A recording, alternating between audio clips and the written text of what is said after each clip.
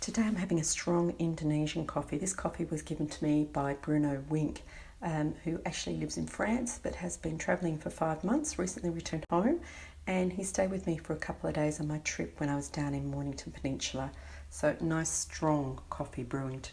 I'm spoiled for choice for nice places to sit and have my coffee and toast for breakfast at this Airbnb place. We've got this little outdoor gazebo type thing with a hammock. But I found yesterday it's very hard to use a computer in the hammock. I think it's just meant for sleeping and resting. But here's option 2 is this coffee/breakfast bar on the outside of the kitchen, but I think it might be a bit cool for Jess when she wakes up if I open the window, so I won't use it. Option 3 is this table in the entry courtyard. There's an outdoor shower there. Obviously don't need that. Nice spot, but the view is hidden. Option 4 is the table on the balcony, has a nice view, but I just don't feel like sitting at a table. I think option 5 is perfect. Day bed, where I can sit and do a little casual reading and still appreciate the view. If only the guy with the chainsaw in the valley would stop and nobody would drive on the road beside me. I think there was a school bus that just came past. We've been provided with a worm farm compost bin at this place, so I'm going out to get rid of our worm feed. I'll spare you the gory sight of what's under the cover, but it's unsurprising that in a place like Byron Bay we've got a compost farm happening. There's a huge emphasis on organic growing, organic food in this area, and they're really fortunate that they've got this amazing kind of semi-tropical microclimate in a large area here that things just grow almost wild. The owner of the Airbnb we're staying at said that a lot of stuff self-seeds here in his garden. It's so lush, it's lovely. I did a couple of hours more work this morning on the podcast, just, editing transcripts, pulling together resources, checking invitations, editing promotional video. Right now, the podcast is a lot more work getting it ready to launch than I had anticipated, but I think, we're getting quite a good pipeline of episodes ready, so I anticipate that workload will start reducing after the June launch. And I've just had a lovely 1-hour conversation on Zoom with a colleague from the US, an industry colleague that I stay connected to, Chris Coladonato. She and Shannon Tipton, the Learning Rebel, and I have a regular catch-up once every 4 to 6 weeks. Although Shannon was missing in action today. Where are you, Shannon? I will get to see Shannon at the AITD conference, which is now a little over 4 weeks away, 5 weeks maybe. Where she'll be running a workshop and presenting. I'll be chairing, so I get to introduce her, which will be great. It's really nice to supplement some of my online relationships with video conversations and face-to-face connection whenever I can. It's become more important to me as I'm travelling around to reach out and connect with people. Karen and I shot some video footage several weeks ago now where we had a conversation about what's the purpose of Learning Uncut, what are we trying to achieve with it, what will the podcast look at, who will we be talking to, things like that. We did 2 takes of that, and I've done some initial rounds of editing on that, created one version that's about 3 minutes long, actually 4 minutes long, then some shorter versions which answer specific questions, and now finally going to do some very short grabs. In terms of tools, Karen and I were in separate locations, so you can see here we did a Zoom call. You can see we're in separate locations there, different backgrounds, and I recorded using the Zoom call. I have imported the footage into iMovie and been doing editing in iMovie. Gives you basic capabilities, and my skills are very fundamental, but you still get quite a nice product with iMovie. But we've agreed we want a bit more polish on the final versions of the videos, so Karen is going to, I think, put a task out through Fiverr to take what we've done, to take the logo, to take the jingle that we had created, again, through Fiverr, and get a more professional version of the videos ready for us to start using for promotion.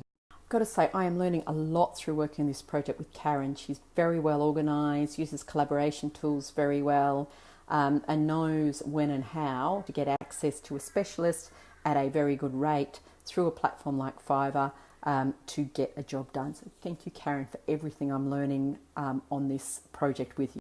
Done some shopping, grocery shopping in Byron Bay, and stopped to pick up a coffee, and this coffee shop gives you a feel for what Byron Bay is like. It's pretty laid back and lots of organic options. There are a lot of laid back people here, especially young people. Lots of guys wandering around with long hair, shirts open, people without shoes, just kind of relaxing, hanging out together. The ROI of our specific intervention, and we forget the data in between that opens the conversation. Why do you think we're so frightened? That was Laura Overton speaking. I love listening to podcasts. They're very versatile. I can listen to them on the go. One of the main ways I stay up to date with what's happening in learning and development. And it's really nice to hear the voices of people I know, like Laura, coming across the miles, travelling across time and distance, and just sounding like she's in the room with me. So if you watch this at all, Laura, hello. I miss working with you. All right, last podcast recording done for the week. That was four in 1 week. Karen and I just spoke about yesterday's sessions where we did 3 back-to-back with about 20-25 minute breaks between them, and how difficult it was to maintain our concentration and be adequately fresh for 3 of them backed up like that. So we're probably going to slow that down to 2 a day maximum, but we're really getting a good pipeline of episodes ready now, and learning some lessons about things like putting guests at ease. Like, quite a few of our guests have been a little bit nervous, and we want to just relax them a bit more and emphasise that this is about making a contribution, being of service, sharing a story, not necessarily about having to be the expert. So just figuring out how to calm people down a bit to bring out the best of their story.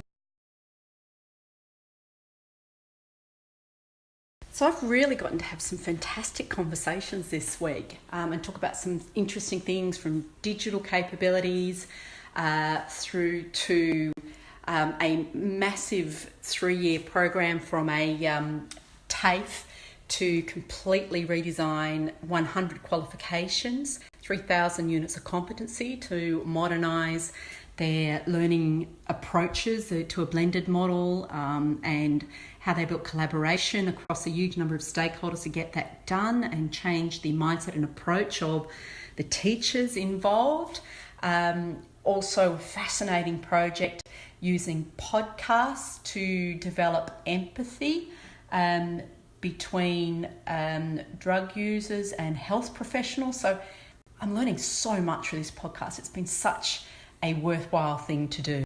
So I am packing up my little mobile recording studio here. Around my trips in Australia this year, I'm carrying 4 of these audio soundproofing baffles, cardboard box, and my big microphone. So time to pack them away for the week. I'm out for an evening walk. Early evening walk to finish up the day and freshen up.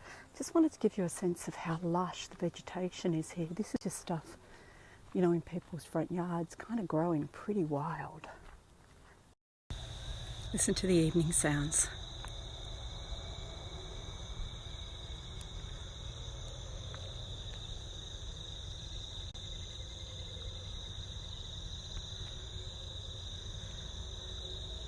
I was hoping to get a view back up this valley to where I'm staying, but I don't think I can get a clear enough view, but that's the distance I've got to climb back up nonetheless.